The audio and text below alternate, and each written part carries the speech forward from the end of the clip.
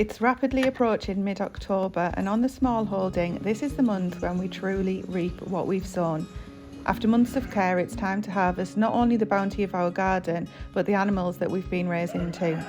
Now, as a family who incorporate meat into our diet, 8 years ago when we moved to our northeast of England smallholding, we made the decision to raise as much of that meat as we possibly can. We're not 100% self-sufficient in meat just yet, but after 8 years of seeing our family grow and the natural changes that brings, we're about 80% of the way there. Now, in a recent video, we processed 2 of our large black pigs, showing you what cuts of meat we have decided for on the freezer for this year. We've also recently harvested what we hope to be a year's worth of onions, and the harvest season isn't over yet. There's more to come from the garden, but today, after a bit of a false start with the plucker needing some repairs, we've spent the morning gathering our home-bred meat birds to finally see the result of our challenge to raise our own non-commercial breeds for the table. From fixing the equipment to filling the pantry, it's another day in the life of our self-sufficient journey, with some interesting results to say the least.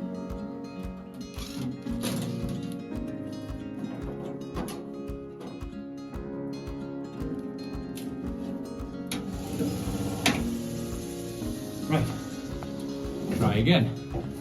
Well, welcome back to another weekend on the Smallholding. It's early October and we're still continuing with the preparations for winter. So you might have seen on our last video last week, we sent our pigs away, we've got them back, they're all done, they're in the freezer. We've still got the bacon and the gammons down to get sorted, but we're going to get sorted that middle of next week probably. So this week we're turning our attention to our chicken harvest. So this is the time of year where we try and bring everything in from outside, so that on a night when we lock everything up, we're not having to traipse through all the mud and the clay trying to lock everything up. So last year we built this pallet kingdom to house our chickens, our ducks and our goats. So we're just coming up to our second winter using these, and they worked out great last year, so we're not changing a thing. They've got a hatch there outside, so they've got plenty of outdoor space during the day, and then they just come in and let themselves in on a night. We just go in, shut the hatch, and then that's it. We keep clean, it's all kept in one place, and it's easy to do. So what we did earlier in the year, we bred off our Welsumers and our Rhode Island Reds to raise some meat birds and some egg layers.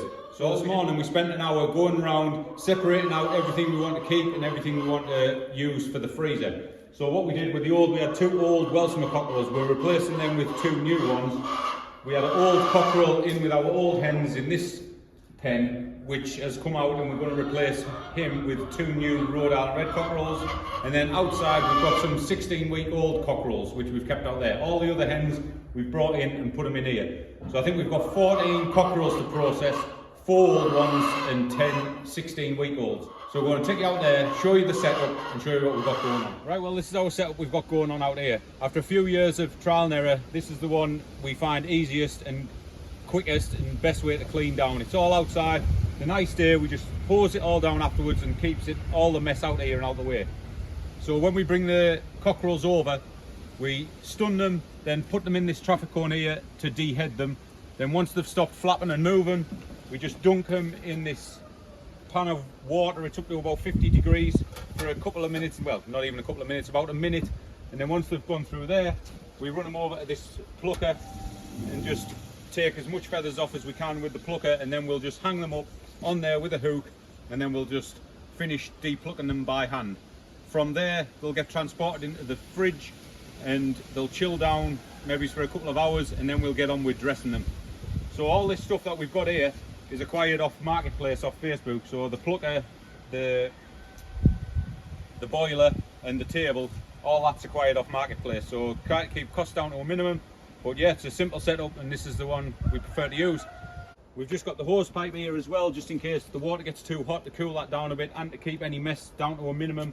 And we've also, this bucket here is just covering up the extension lead where the electrics run off the boiler and the plucker. So that's it, simple setup. We'll go and get the cockerels and get rolling. Right, so we're going to start with these Rhode Island Red cockerels here. These are 16 weeks old, and these are the ones that we had a bit of experiment doing. We wanted to breed our own meat birds and our own egg layers, and now these were a dual purpose bird specifically for that. So like I said, these are 16 weeks old. We've kept the hens, we've put them in with general population, and this is the first time we was doing these as an experiment. So this will tell us whether we're going to continue doing this in the future.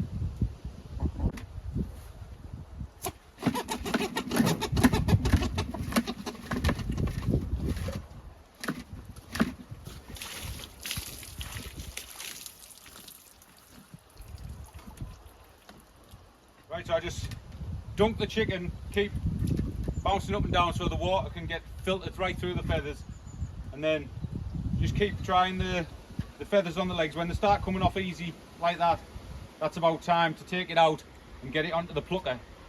So just take it out of the water, turn on the plucker.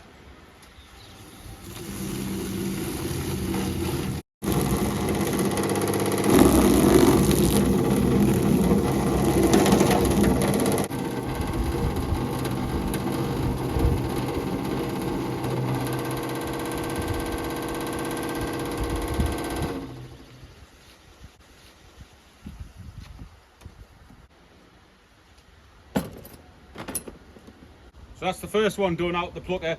Didn't turn out as clean as I thought it would, but the first one's always an experiment. So I've got that second one in there. We'll leave that in a bit longer. You just don't want to leave it in too long for it to boil the skin. So we'll just finish hand plucking that one, and hopefully that one will turn out a bit better.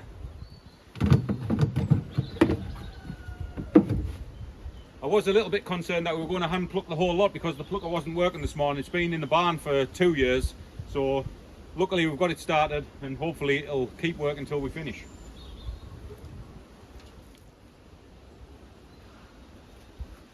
Well, that one plucked a lot better in the plucker. We kept it in the water for a little bit longer. I've just upped the temperature a tiny little bit. We're up to about 51 degrees in there, so that seems to be working out, and the skin isn't scalded or burnt on there, so we'll stick with that for now. We're going to get these two totally plucked in the fridge before we get on to the next two. Well, they're not as big with the claws off, are they? Well, we've just done 4 of our Rhode Island Reds, and they look alright, a bit small if anything, so I don't know if we're going to go down this route again. But these are the Welsomer ones that aren't typically for meat, but we've just got a surplus of cockerels and we don't just want to dispose of them and do nothing with them, so these are going in the freezer also. So we'll see how these turn out. I know this looks barbaric, and we always get asked on our videos that we do like this, how can you kill something and how can you do that? But we don't like doing it, but we want to know what we're eating and we want to raise our own food. Unfortunately, it's just part of the process. But you've just got to get on with it. I mean, Tracy doesn't like the dispatch, but she's quite happy and willing to pluck them afterwards. But somebody's got to do it, and it's just part of the process, I suppose. Very much personal choice.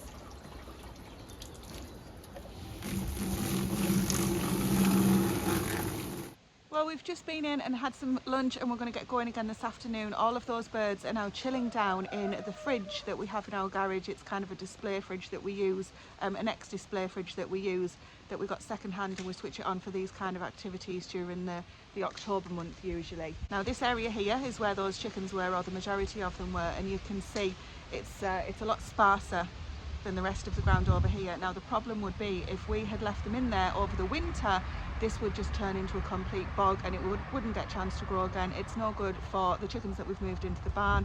If they were to be out here, as nice as it is to have them outside on a bit of grass, it's no good for them once it turns to mud, and it's just not enjoyable for them or for us. Now also this is where we come along here on an evening to lock up.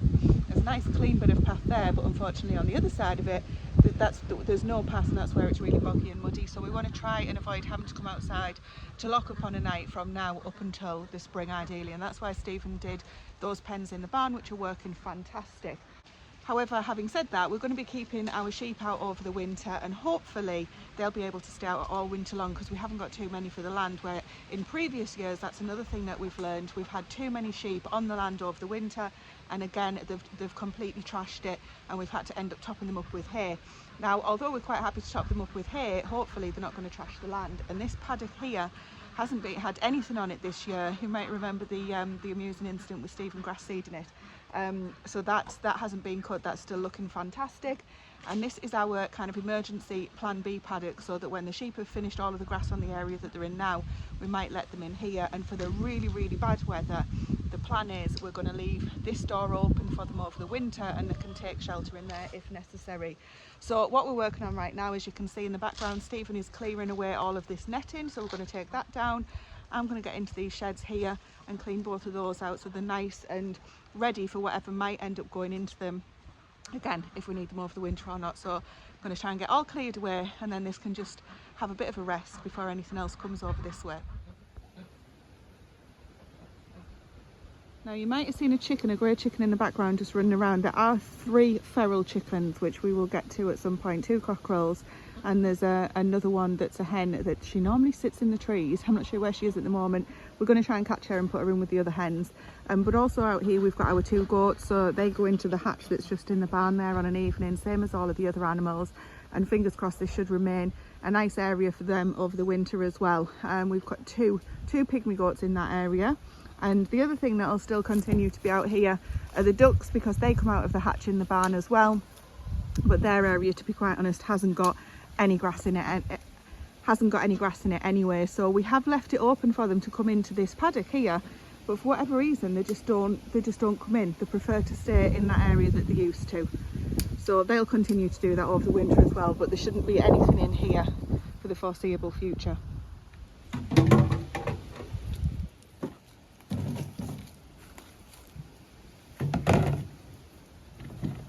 Well, that's all the fence took down and all packed away till probably next spring, till we start again and we get some more chicks out here in this area. But for now we're going to leave this. The chickens have been in the fridge for maybe an hour chilling down. On first inspection they don't look as good as we were hoping, but we're going to get into them now and see what we got. But this will just lay nice and empty for the next few months. We'll let the sheep in to use the shed if it gets really bad, but other than that this is just going to lay fallow for the next foreseeable.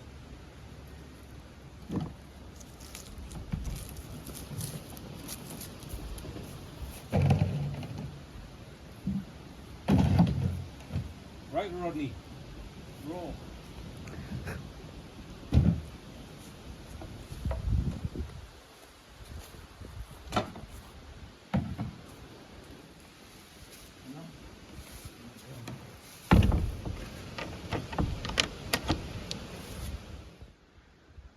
Well, here we go. This is the result of our chicken experiment, and I'm sad to say it wasn't a huge success.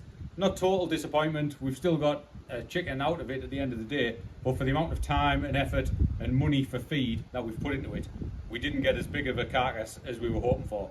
So this one here on my left is 16-week-old cockerel, and this one here, this one's old, well, about 1.25 years, maybe it's 1 year and 4 months old. So you can see clearly the difference in the size of the legs. This one's got loads of legs, but the cockerels never seem to hold much meat on the breasts.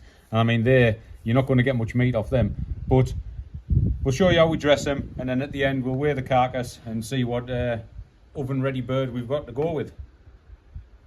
Right, so I'll give you a quick run through of how we do it, and we are going to quarter some of these chickens in the end. But I did do a video on how to butcher a chicken years ago, I think, I can't remember. So I'll just give you a quick run through of how we do it. So start with the feet and just cut the feet off at that joint there, and then we turn it around, just push the legs in, flip it over so we get to the neck, and then all you do with the neck is just take a little slither of skin off the back and then open that up so you can get your fingers in at the neck and pull the neck right back like that. And then all you want to do is cut under the neck and then snap it, and then you can just cut that off, and then that will go in for stock. Then you want to get your fingers down the side of the crop where they store the feed. You'll feel feel it in there, and just loosen that up from the neck skin, just working your way around, trying not to burst the crop. And then when you get round to there, you can just pull it out as far as you can till you can feel the windpipe. And then you can just get your knife and just cut that off, and that'll just go in the bin. Right, you want to leave a nice bit of skin on the neck, but just trim that end off, because then when you turn it over, that neck will just go and cover that hole there. So, and we just push the legs down and go to the vent end, and all you want to do is make a little nick in the vent like that so you can get your fingers in, and then just prise it apart like that. Then all you want to do is crack it open like that, and then get your hand at the back and just loosen all the innards out. You'll be able to feel the rib cage, and then you'll be able to feel at the back the windpipe that you've just cut. You just pull that and pull everything forward, and then you just cut around the vent. Try not to cut into the guts, and then when you've got all the guts out, you can just take the liver and the heart's off. The liver will go into pate and the heart will go for the dogs, and the rest will just go in the bin. And then the last thing you want to do is just get your fingers in there and take the lungs out. So there's one on either side, you can feel them next to the ribs, so you get that one out of that side, that one out of that side, and then we just in the bench, and then all you do is push that down, tuck the wings under the back, and then you've got a table ready chicken. Well, this is it. This is the result of a 16-week experiment.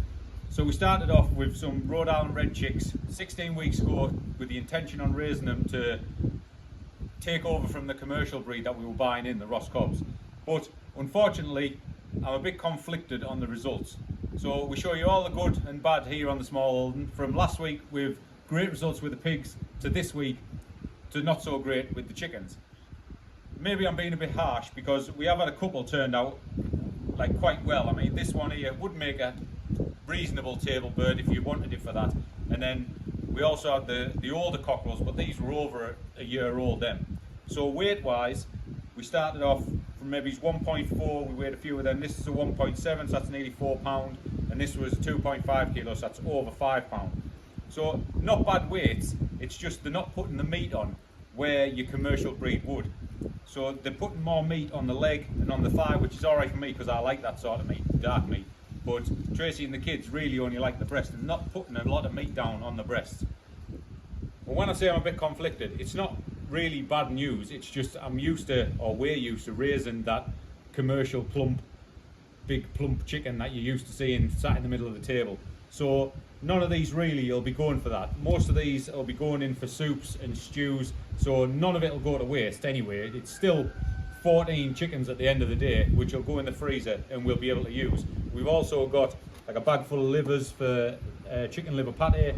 We've got the hearts and the feet for the dogs, and we've got the neck, which is going to go into the stock. So, like I say, a bit conflicted, a bit in two minds. We're going to have to sit down, have a chat, see what we're going to do next year moving forward in the chicken department. But we just don't know. We're going to have a sit down and talk about that. But for now, we're going to get all these bagged up. I'm going to leave a few out because I'm going to pass you over to Tracy, and she's going to talk you through what she's going to do with a few in the meantime. Well, now Stephen has done the hardest part. It's firmly over to me for the next tasks, and for that we need to head into the vegetable garden because I need a couple of things so I can get started. But before we do that, I thought I'd give you an update because we've had some very interesting conversations and almost a complete turnaround since we last spoke. Now, as with raising anything, be it vegetables, animals for the freezer, or even little humans, I think it's human nature to want to be able to do that to the best of your abilities. We put all of this effort in, not to mention the cost, the emotional support, lots of love and attention to raise these things to be the best that they can be. And I think that's why it was so difficult for me to see how disheartened and disappointed Stephen seemed on the first inspection of those birds. But none of that initial disappointment needed to matter because, as we say here, the proof of the pudding is in the tasting. And as we have already cooked up one of these birds, I'm going to take you into the kitchen shortly and show you how I did that. I was thrilled to bits to see the happy face once Stephen got to taste the birds. So at the end of the day, what matters is how things taste. Aesthetically, we do want something that looks nice on the table. That isn't the priority. The priority is that it's going to taste nice, it's going to feed us well, not just as a small meal. That bird that I cooked up was one of the smaller ones, and it cooked up absolutely fantastically. It fed 4 hungry mouths, well 5 if you count Stephen twice, which we normally have to do, and it even had more for future meals, which again I'll show you once we get into the kitchen. So really we're doing a 180 on our initial disappointment because it worked out absolutely fantastically. I think the quality of life that those birds have had, been living outside, and how we've raised them over a slightly longer growing period than we did the Ross Cobbs, because the Ross Cobb breed, remember, is designed so that it grows big quickly, whereas the Rhode Island Red dual purpose isn't designed for that. So we raised them over a slightly longer period, and we think that shone through in that meat that we tasted because it was absolutely delicious. Now I need to just grab some celery, and don't forget to remind me I need some bay leaves as well. Right, let's grab some of this and head in. Right, I'll grab those bay leaves on the way past. But yeah, just one side note, final thing before we go into the kitchen and have a look at the first thing that I always do once we've processed our own birds. I don't want anybody to be under the misconception that we're telling anyone how to live their lives or how they should be buying or raising birds or anything like that. This is just what we do. Stephen and I have bought and continue to buy meat that we haven't raised ourselves because we're not completely self-sufficient yet, as I said at the beginning of this video. And at the end of the day, we've got kids that don't only eat what we raise here, they've got their own tastes and things that they do there too. So we're by no means going to be 100% self-sufficient. So this isn't us telling anybody what to do. I've said that on many videos before, but it seems as though we've got quite a few more subscribers due to Stephen's How to Butcher a Pig video. So if you're new, welcome, by the way. Right, this is the bay tree behind me. I'm going to get some of those. I'll meet you back in the kitchen. I'm going to just quickly show you how I cooked the chicken that we referred to the other day. And while we're at it, I'm going to try a different method, which is behind me here. So all I did the other day was poach the bird just in water, literally in nothing else, because we wanted to taste what the bird tasted like unaltered. So that's what I'm going to be doing here. If I turn you around. Now remember that this isn't the most prettiest of the birds that we had, but we're not going to worry about that because it's all about the taste. So all I've got in here, this is a large Dutch oven, and all I'm doing is literally leaving the bird in there with water about 3/4 of the way up, and then I'm going to pop the lid on, bring it to a boil, and then leave it to simmer. While that's coming to a boil, I'm going to see if a bird will actually fit in this Instant Pot, because I'm curious to see how that's going to work out. If it does, we'll get that on. I'm going to have to look up the timing, so I'll let you know at the end if that works out okay. And then I will finally get to show you what it is that we normally do first when we process our birds. Normally, I would get straight on and make stock out of what is the necks of the chickens. Now, there's absolutely tons of collagen in those necks, and you can freeze them until a later day. Same with the duck necks if you happen to have your own ducks, or if you get a whole duck or chicken that have got the necks on. I've got some carrots out of the garden. I don't normally peel them out of the garden, but these are absolutely filthy with all of the rain that we've had, so the mud's kind of gathered in amongst the little lines of them. So I'm just peeling them, and we're going to make some stock. I've only got my baby slow cooker at the moment because I've actually got another stock in the larger slow cooker. It's that season. So all I'm doing for this celery is roughly chopping it, and any of the leaves that are too discoloured, I'm just making sure that they go back into the compost. That's my little compost bowl there. I'm putting leaves and all in. So carrots in first, and I'm going to get a few onions chopped up. Now some people might wonder, well, what do you want to make your own stock for and add it into, you know, why can't you just buy it or use the stock cubes? Well, we do that as well when our own stock runs out, but your own stock has got a lot of health benefits to it. I always find I go through stock, even though I think I might not use it all, I go through it really quickly. Love having it in my own soups, my own stews. You can actually drink it. I've tried that before. Didn't really get away with it in terms of drink it just without adding anything else, not adding it to a soup or anything. Didn't really get away with that, but I'll keep trying it because you never know. One day it might happen. Just taking those off. Celery.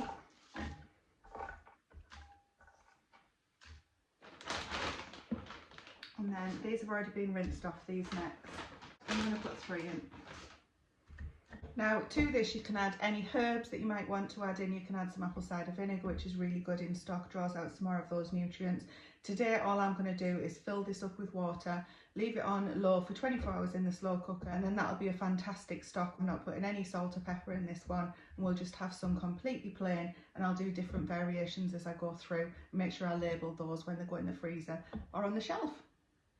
Forgot the bay leaf, that's going in.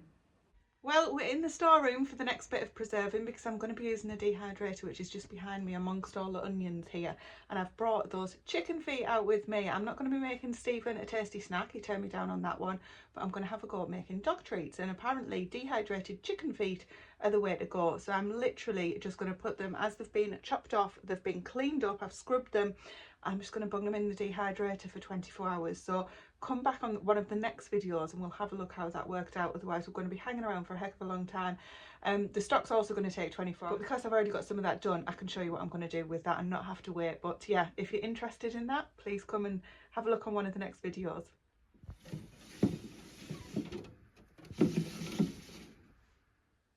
Well, it's the next morning and I've got good and not sure kind of news for you. So last night we did the chicken, poached chicken in the Dutch oven that you saw me putting in.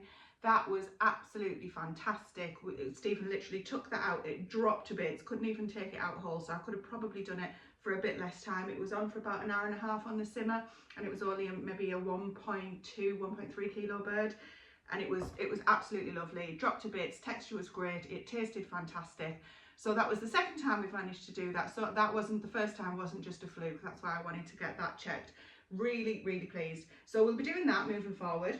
The other thing, so that was in this bowl here, and what I've got here is the leftover, can you see, it's jelly, so almost solidified in the fridge overnight. That's the stock and the bones left over from the chicken. So I'm going to separate the bones, we're going to use the stock, sieve that, use it in soups and things, or I can just freeze it if I want to in kind of those type of containers. That's apple juice for later today. So keep the stock after it's been strained, and as soon as, in case you've never seen stock like that before where it's almost jelly-like, that is a really good quality stock, and as soon as it's warmed up it just turns straight back to liquid again. And I'm going to reuse those bones again for a second time to get another really thin light stock out of them. Probably won't freeze that, we'll just use that to cook rice and things like that. So that's the good news. The not so good news is we still have the results of the Instant Pot here. So this bird, now two things. This was actually an older bird. This was one of the cockerels that's been around a long time, and we obviously didn't want to waste anything, and we don't. I maybe shouldn't have used that in the Instant Pot in hindsight, because the older birds definitely take longer, slower cooking, and unfortunately I followed just the instructions for probably a young bird, a supermarket bird, on, I just googled Instant Pot timings. That is as tough as old boots. You're going to need a chainsaw to get the meat off that. So what we've decided is, obviously we won't waste a thing. That is going to go into dog food. So Stephen is going to strip that down for me completely. So we try and feed our dogs as much as possible from the small holding as well. We do buy food in for them, but we like to supplement it with things from the small holding, eggs when we've got them in abundance, which we certainly haven't right now, etc. So this will go into dog food. Those bones probably aren't going to be that good for stock, but there's going to be no harm in throwing them in. However, we did get a stock from this guy as well. Now, it's not jelly-like or solidified at all, but there's quite a high layer of fat on it, a big layer of fat on it, and that tells me again that it was definitely one of the older birds. In fact, you could see it when I put it in the Instant Pot. But I'm pleased to say it wasn't just a fluke the first time cooking a Rhode Island Redbirds in the Dutch oven. Twice now we've been able to do it, and twice it's a success, so we're definitely going to do that moving forward. Another alternative would be to do it in the slow cooker on low all day long if I was out at work or something like that. Now, that's going to be perfect for us.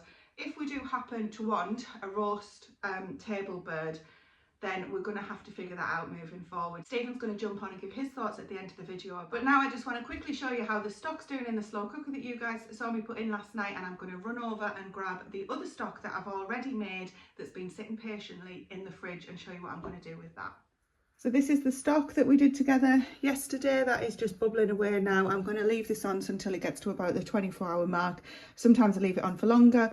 It's just on low. I never put any of the stocks on high. I'm not going to take the lid off though. With it being a slow cooker, it loses a lot of heat if you take the lid off. If I was freezing this, I would just strain it, leave it to cool down, put it in freezer safe containers in the freezer. But I'm actually going to be pressure canning things because I want to have as much on the shelf as possible. If you've been with us a while, you'll already know this, but if not, we actually pressure can a lot of our food so that we can get them into jars on the shelves and then the shelf stable for 12 to 18 months, even longer, to be quite honest with you. So I'm going to do that with our stock today. If that's something you're interested in, by the way, I've got other videos on that if you wonder what on earth I'm talking about, and we've got a whole series coming up during the winter. So look out for that if that's something that you're interested in. Otherwise, I'm just going to quickly walk you through it now, and then we're going to quickly catch up with Stephen for his final thoughts on this whole bird situation. Now this doesn't look anywhere near as pretty. It's been in the fridge and all of the fat that's in there has solidified on the top. It's still got the contents in of the vegetables, etc., as well as the liquid stock which sits underneath the fat. So I'm going to literally strip that off. You can use this to cook in, and I'm going to take the veggies out that are in there. They'll compost, and then whatever I'm left with will be what we're pressure canning.